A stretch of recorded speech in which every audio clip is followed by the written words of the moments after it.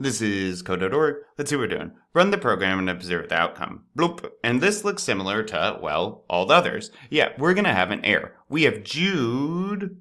Wow, Jude has a lot. And an Evan doing different things. Except we never create Jude or Evan. We just ask Jude to move and Evan to move and turn and all of these things without even letting them exist yet. It's kind of rude. Let's head over to help and remind ourselves how to instantiate. So this is how we create a new object.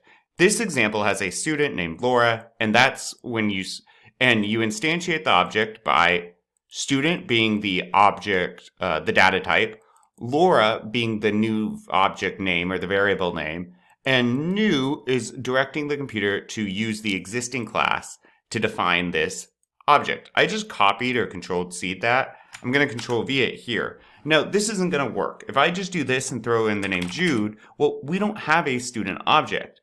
And we don't know that the student object has any functionality like move or turn left, right? Why would it? It doesn't make sense necessarily. A student would have methods like get grade maybe. So instead, they want us to use painter. So I have painter, and then I'm going to have new painter.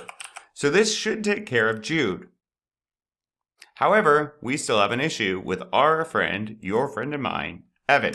I'll actually put it down here. We could also do it at the top of the program. Painter Evan equals new painter. And remember, capitalization and lowercase really matters in programming. And now we have created Jude. Go, Jude, go. And Evan. Ta-da! Cool. Onward.